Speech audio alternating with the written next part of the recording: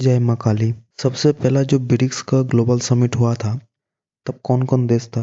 2022 में ब्रिक्स का market capital $28.7 trillion. अभी तक टोटल कितना ट्रेड हुआ है ब्रिक्स में, ब्रिक्स के बारे में आज जानेंगे। क्या क्या फ़ायदा हो सकता है ब्रिक्स के लिए हमारे देश में। इंडिया कब से ब्रिक्स के साथ है, इंडिया के अलावा और कौन कौन देश ब्रिक्स के साथ है, ये बैंकिंग सेक्टर को कैसे हेल्प कर सकता है। जय माँ Kali. Hello guys, welcome to your channel. आशा करता हूँ आप लोग अच्छे होंगे। फिर से एक नया वीडियो में आप लोगों को स्वागत है। कुछ दिनों से ये ब्रिक्स वर्ड बहुत ज़्यादा सुनने को मिल रहा है। क्या है ये ब्रिक्स, कौन कौन देश इसमें शामिल है, ब्रिक्स का क्या मकसद है, ये इसी चीज़ को आज हम लोग डिस्कस करेंगे इसी वीडियो में। तो वीडियो के लास्ट तक बने रहना गाइस। चलिए शुरू करते हैं। पहले जानेंगे ब्रिक्स का फुल फॉर्म क्या है। इसी क्वेश्चन का आंसर के नाम में छुपा है। ठीक है, ब्रिक्स का मतलब B for Brazil, R for Russia, I for India, C for China and S for South Africa. ये पांच देश का है। ठीक है, पांच देश का पहला नाम है लेकर पूरा ब्रिक्स नाम दिया गया है। अभी ब्रिक्स ग्रुप में और भी देश है, बहुत सारे देश अभी भी जोड़ रहे हैं ब्रिक्स में। 2024 के डेटा के अनुसार ये 11 देश इसमें जुड़ गया है। कौन कौन देश है? Brazil, Russia, India, China, south Africa, Saudi Arabia, Egypt, United Arab emirate, Ethiopia, Indonesia, Iran. ये ब्रिक्स से हमारा क्या फ़ायदा हो, क्यों ब्रिक्स होना चाहिए, कारण जानेंगे हम लोग। पहला जो है स्ट्रॉन्ग इकोनॉमिक कोऑपरेशन। ब्रिक्स के अंदर जितना भी देश एक दूसरे को सपोर्ट करेगा वो देश उतना ज़्यादा फायदेमंद रहेगा। ये ब्रिक्स कैसे काम करता है? ये ब्रिक्स बिजनेस में आपको हेल्प करेगा। अगर एक देश दूसरे देश को हेल्प करेगा तो दोनों देश इकोनॉमी में स्ट्रांग होगा, बहुत सारी इन्वेस्टमेंट अपॉर्चुनिटी आएगा, बहुत सारा ट्रेड एग्रीमेंट हो सकता है दो देशों के बीच और तीन देशों के बीच, कभी कभी चार देशों के बीच भी हो सकता है। इससे छोटा बड़ा जितने भी बिजनेसमैन हैं उन लोगों को फ़ायदा होगा। आप इंडिया के बाहर किसी तरह के ट्रेड करने जाओ, बिजनेस कर डील करने जाओ तो आपको डॉलर में करना पड़ेगा। ये अमेरिका का पेटेंट है। इससे अमेरिका को ज़्यादा फ़ायदा होता है, अमेरिका को ज़्यादा टैक्स मिलता है, पैसा हम अमेरिका छाप रहा है और हम लोग सोच रहे हैं गाइस। इसी वजह से ब्रिक्स को किया गया है। ब्रिक्स अगर होगा तो ये एक्स्ट्रा टैक्स आपको नहीं देना पड़ेगा। ब्रिक्स की वजह से बहुत सारे देश में ट्रेड हो सकता है, बाहर किसी का थर्ड पार्टी का ज़रूरत नहीं है आपको। अगर ब्रिक्स में रजिस्टर हो जाओगे ना तो आपको किसी भी थर्ड पार्टी का कुछ ज़रूरत नहीं है। आप बिना अपना जो करेंसी है खुद का करेंसी में आप बिजनेस डील कर सकते हो। ये सबसे ज़्यादा महत्वपूर्ण फ़ायदा है ब्रिक्स का। दूसरा जो ब्रिक्स का फ़ायदा है वो reduces dependency on western countries.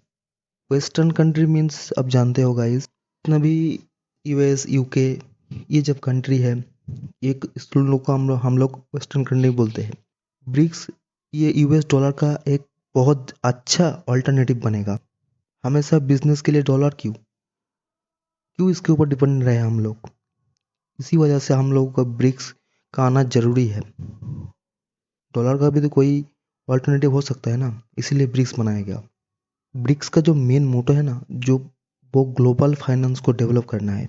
ये एक बहुत अच्छा सोच है और होगा भी। तीसरा जो है, ब्रिक्स ने बैंकिंग सेक्टर में बहुत ज़्यादा हेल्प किया है। ब्रिक्स ने एनडीबी नाम का एक वर्ल्ड बैंक जैसा ही एक सेम बैंक को क्रिएट किया है। एनडीबी का फुल फॉर्म है न्यू डेवलपमेंट बैंक। एनडीबी का जो टेक्नोलॉजी और टैक्स रहेगा वो सिर्फ ब्रिक्स के अंदर रहने वालों देशों के अंदर रहेगा। ये बैंक को यूज़ करके जितना भी आप बिजनेस करोगे, अगर आप ब्रिक्स में रजिस्टर्ड हो तो आपको ज़्यादा रजिस्ट्रेशन का ज़रूरत नहीं है। अगर किसी भी तरह के कोई भी इकोनॉमिकल डाउनफॉल आएगा तो ये बैंक आपको हेल्प करेगा। चौथा जो है सिंगल कंट्री डोमिनेशन। इसका मतलब हुआ किसी भी कंट्री को बुरी तरह से डोमिनेट नहीं कर सकता है। ब्रिक्स का ये एक मोटो बहुत अच्छा सा मोटो है जो ब्रिक्स का रूल के अंदर भी आता है। ये किसी देश को डोमिनेट नहीं करेगा। जैसे अमेरिका ईरान को डोमिनेट करके उनका ऑयल बिजनेस का जो ट्रेड है उसका पेटेंट कर लिया है, तो सिर्फ अमेरिका को ऑयल बेच सकता है। अमेरिका के अलावा किसी को भी वो ऑयल नहीं बेचेगा। ये एक पेटेंट होता है, अमेरिका ने कर लिया। ये एक तरह का डोमिनेशन है भाई। इसी तरह किसी देश के ऊपर डोमिनेशन ना कर सके, इसीलिए ब्रिक्स का जन्म हुआ है। किसी के साथ अगर कोई डोमिनेट करेगा तो ब्रिक्स उसके खिलाफ स्ट्रॉन्ग एक्शन लेगा। इसी को अमेरिका नहीं मान पा रहा है अभी तक, इसीलिए अमेरिका इतना टेरिफ गेम खेल रहा है हम लोगों के साथ। पांचवा जो है, अपॉर्चुनिटी को ज़्यादा बूस्ट करेगा। अभी ब्रिक्स के अंदर 11 देश है, 11 देश आपस में बिजनेस करेगा, 11 देश स्ट्रॉन्ग होगा। उनके अंदर डिफेंस सेक्टर में भी डील होगा। क्या क्या ट्रेड हो सकता है, जो मेन ट्रेड का चीज़ है, मैं वही चीज़ आप लोगों को बताऊंगा। पहला, ऑयल के ऊपर ट्रेड होगा। दूसरा, टेक्नोलॉजी में ट्रेड होगा। तीसरा, एग्रीकल्चर में ट्रेड होगा। चौथा, फार्मास्यूटिकल्स में ट्रेड होगा। पांचवा, डिफेंस इक्विपमेंट में भी ट्रेड होगा। एक देश को स्ट्रांग बनने में इस पांचों चीज़ का भी जरूरत, ये भी एक बहुत अच्छा सा मोटो है ब्रिक्स का। उसके बाद आता है currency cooperation. BRICS local currency में ट्रेड करेगा। उन लोगों का जो मीटिंग हुआ है 2024 में, जो समिट, ग्लोबल समिट हुआ है ब्रिक्स का, उसी में ये चीज़ को लेकर डिस्कस किया गया है कि वो लोग लोकल करेंसी में ट्रेड कर सकते हैं। ये पूरी तरह से यूएस डॉलर के ऊपर डिपेंडेंसी को ख़त्म करेगा। आप मान लो आप लोकल करेंसी में ट्रेड करोगे तो जितने भी सामान होगा उसका दाम कम होगा। अमेरिकन को कोई भी टेरिफ और टैक्स नहीं देना पड़ेगा, तो आपको चीज़ भी सस्ता में मिलेगा। ये तो हमारे लिए ही अच्छा है। मैंने जो मेजर कारण था आपके सामने बताया। सबसे पहला जो ब्रिक्स का ग्लोबल समिट हुआ था, तब 4 देश था, इंडिया, चाइना, ब्राज़ील, रसिया। इसका पहला मीटिंग जब हुआ था तो 2009 में रसिया में हुआ था ये। उसके बाद ब्रिक्स धीरे धीरे डेवलप करता गया। अभी ब्रिक्स दुनिया के 40% आबादी पर काम करता है। आने वाले दिनों में और भी देश ब्रिक्स के अंदर आ जाएगा। 2024 में Saudi Arabia and Indonesia BRICS के अंदर फुल टाइम का मेंबर बन गया है। तभी से ब्रिक्स का नया नाम होगा ब्रिक्स प्लस। 2022 के डेटा के अनुसार ब्रिक्स ने अभी तक 614.8 बिलियन डॉलर 614.8 बिलियन डॉलर का ट्रेड किया है, बिजनेस किया है। वर्ल्ड जीडीपी में ब्रिक्स का टोटल मार्केट कैपिटल है 28.7%, और ब्रिक्स के पास टोटल 26.7 ट्रिलियन डॉलर का कैपिटल है।